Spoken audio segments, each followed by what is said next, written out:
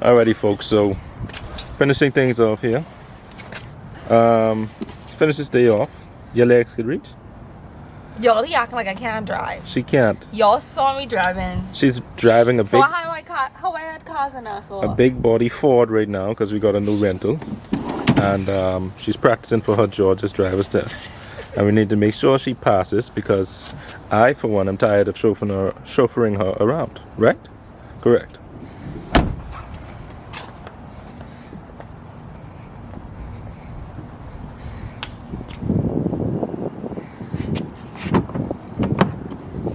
Then I have a dog who thinks she owns the place. In the back. Come on, in the back. Let's go. Let's go. I only practice in parallel parking because I don't know how to parallel park. She'll be alright. Okay, we're trying to record her parallel park here, so let's see what she's good for. Getting the wrong way, but okay.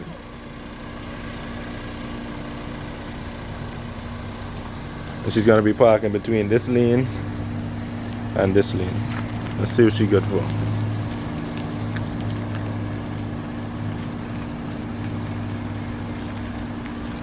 Oh no, that's too much. Go back. Go back where you come from. That's too much. No, but I want you all the way in the back here. You don't gotta go all the way in the back here. Just toward the tip of it.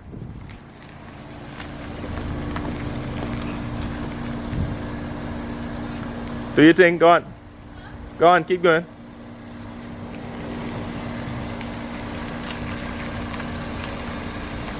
Alright, start straightening up. Straighten up. Straighten your wheel. Straighten your wheel so you could just come straight into it now. There you go. Straighten your wheel. Alright, good. Now reverse. Back, back, back. Okay, cool. That's not bad at all. She ain't too bad, you know. I learned that in driving school. What driving school you been to?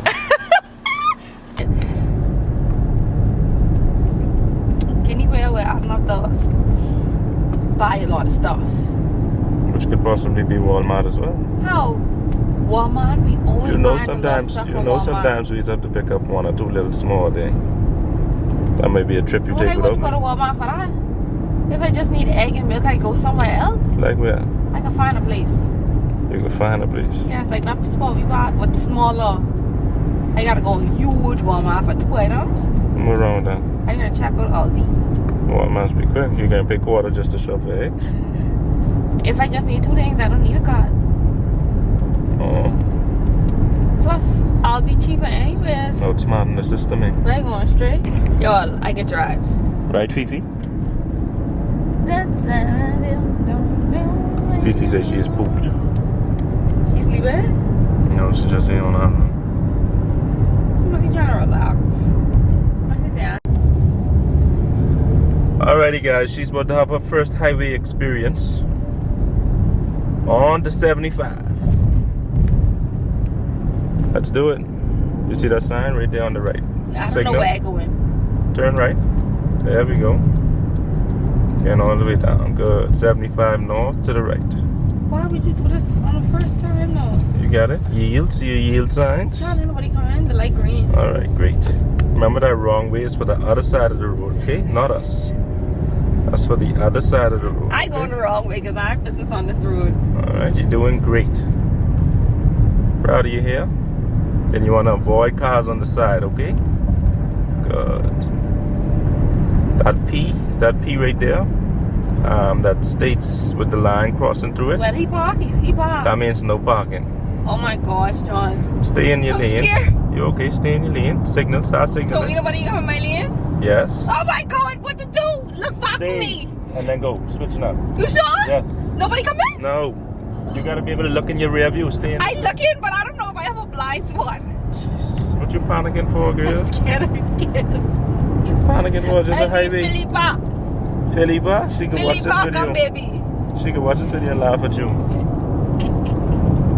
Alright, brakes. John, where Slow you down. even go? Follow this guy. Follow this guy. Oh Lord, these roads crafty. I'm nervous. Alright, now You switch were to the right nervous? lane. No. Anybody come in? No, but you got to be able to see I for looked yourself. just now. Okay, proud of you. Oh my god. Trembling. Why this person driving next to me so slow? Don't mind them. They know I learning how to drive. You think so? So what Dave and Buster did? Go all the way down and we turn in right. It's on our right. Dave and B. They might be full for Super Bowl. Boy, probably.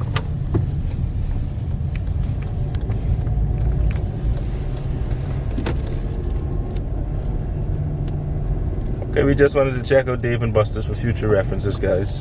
She did well. How do you feel? Scared. Okay, put it in home now. Okay, home straight home. Where else we have to go? Ain't time to pick up Juicy Crab, yeah? What time is it? Hi guys, I'm back from my driving lessons. Alrighty, Gates driving school has been completed. Are you gonna pay me for my services? You're nothing around here, son. Tight. Tight. Anyway, so before we closed, we just wanted to address a few questions we had about how did we get here, basically, or the legality of getting here, and how much recommended money would you save, and that kind of thing. Basically, there's a lot of ways you could get over here, you know what I mean? We only can tell you about the legal aspect of it. The illegal ways, I guess you could do your own Googling and you figure that out. Now, the legal ways is definitely find yourself a career that's wanted in the United States. Find yourself a good job that the US feels like they need. You see what I'm saying? Once you find that, then you could do a little bit of applying. It's low luck. It's not the highest chance that you get it. But if you find a good career, then they'll definitely call you out if you apply, and certain companies would be willing to apply for you in the regard of the US Embassy. Because as you know, if you're watching this channel for the first time, we weren't born in the United States. We were born in the Bahamas. Las Bahamas. So basically, find yourself a good career, apply to the United States, inquire with the recruiters or whatever they would call themselves to see if they're willing to apply for you to leave internationally or to leave the Bahamas or wherever you're from. Right. After that, how much recommended? No, so you could go on Google and you could Google job shortages in America. Yeah. So basically they have like a list of jobs where they want foreigners to come and apply for. But the easiest way to save you money and to get your application and stuff done faster is finding an agency. So for example, I think they short of physical therapists, I think. So you just look for an agency that is willing to sponsor physical therapists and you apply to that agency. So once that agency accepts you, they're gonna do everything for you. You won't have to pay, majority of things you won't have to pay for, except for like your medical and then like a small visa fee, like $300 something or $400 something. So yeah, and then they do everything for you. They do everything for you. You just provide them what they need. Like they ask you for passport photos, probably your passport, whatever they ask you for, you just scan and send over, and they do everything with US immigration for you. Basically. Oh, and other ways besides a job, if go to school.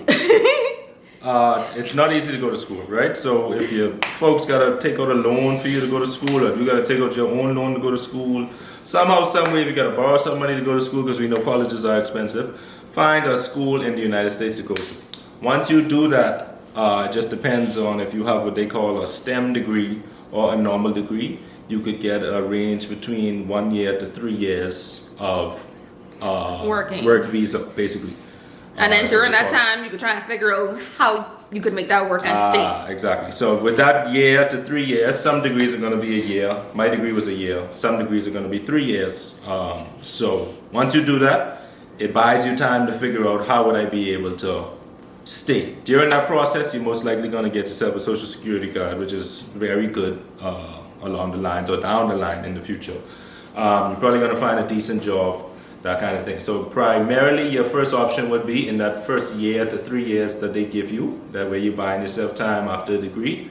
Start inquiring with your employer, whatever job you have, to see if they'll file for you and be willing to keep you. You know what I mean? That's not always, you're not always going to succeed, but that's your primary option.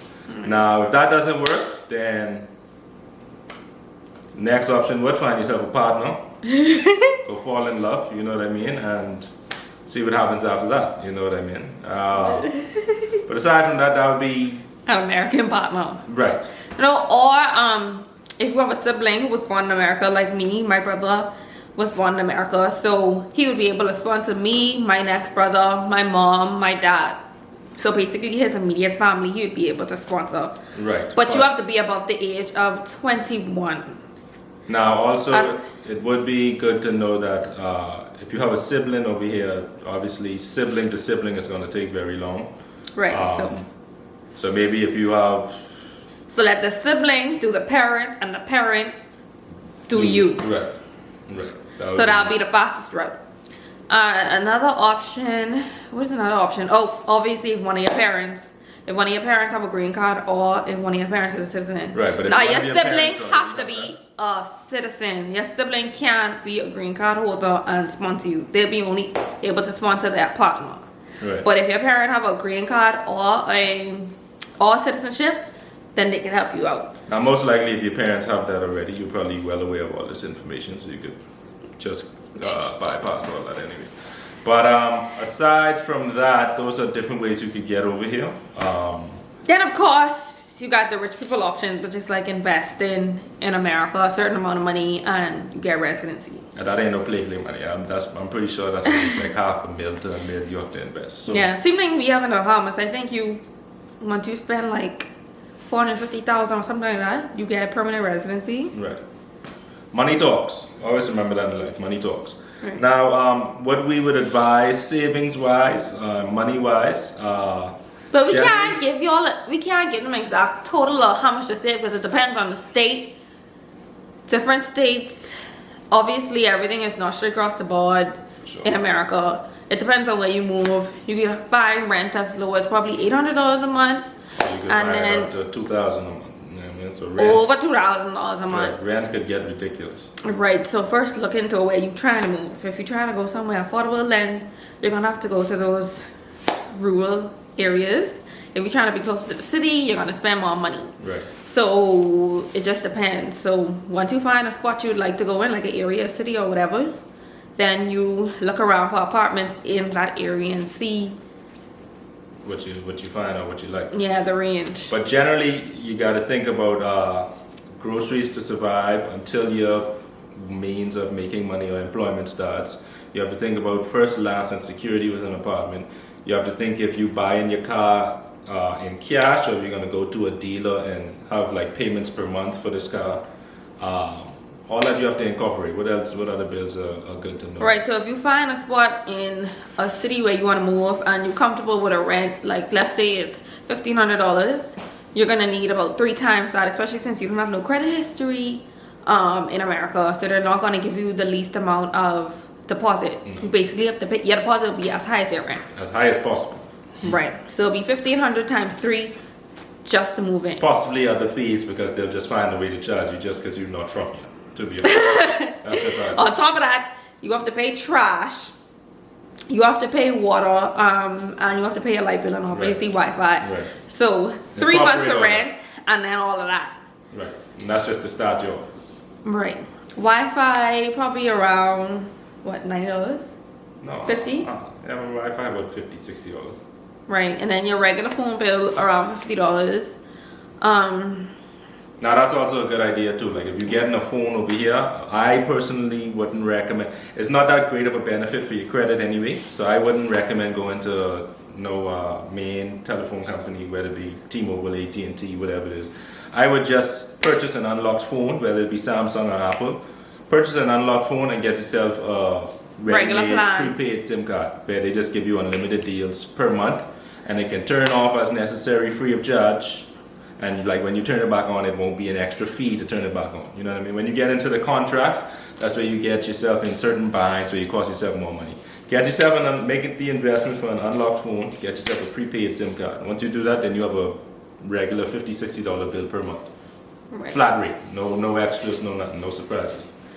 And then grocery, you have to remember that.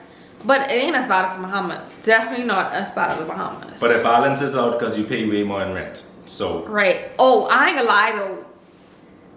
Living wise, I feel like it's more expensive in America. Because we ain't had half of these bills when we was home. Well, we kind of had the benefits of our family home too, so that's why bills wasn't as yeah, much. but I feel like even if you're paying rent home, it definitely won't be. But like I said, it depends on the city and stuff you live in. Right. But definitely more bills here. All in all, I would say safely, whether it be you and a partner or for you yourself, if you're looking to jump off the island or make some kind of strange, drastic move, I would aim for about 20 bands, you know what I mean, just to safely and be comfortable. Now I understand that might be ridiculous for some, but I would definitely throw that type of figure in your mind just to, you know, especially if you don't have no one to call on and ask for, because if a lot of people just move over here and then find out, oh, well, I can't ask nobody else for money, so then you find yourself, you go on, you know, you leave one situation to come to a broke situation, so it don't make sense. So make sure you have your con basically all the way lined up for sure.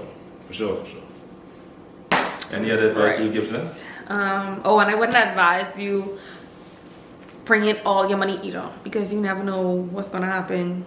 So if you leave a couple dollars back home in your Bahamian bank account, good. That could be for emergency, anything unexpected and stuff like that. So definitely, if you have a saving goal in mind, do it a little bit more than that, so you could leave the extra home just for backup. Like if your job don't start on time, and obviously you still have bills to pay, they don't care. They don't care if you start in your job next week. If it's due today, you got to pay today, or else they're gonna add a hefty fee, right. or cut your light off. Sure. So yeah, what other questions? That's good. That's it. Just wanted to give you all a little rundown of what we had to go through and what others that we're familiar with have to go through as well, just to leave internationally and leave the Bahamas. So be prepared. Don't just jump without making plans. For us to make this move, we were planning for a year. So it's definitely not I want to move and go to the States next week. You know what I mean? Now, Some people just do that though. Others might do that, but I can't do that, and we can't do that. So, yeah. Some people just move unprepared. They don't care. They wake up today and feel like they want to go. They gone without enough money, without any, just trusting God. And I don't blame them. Trust God. Do whatever your heart desires, sweetie.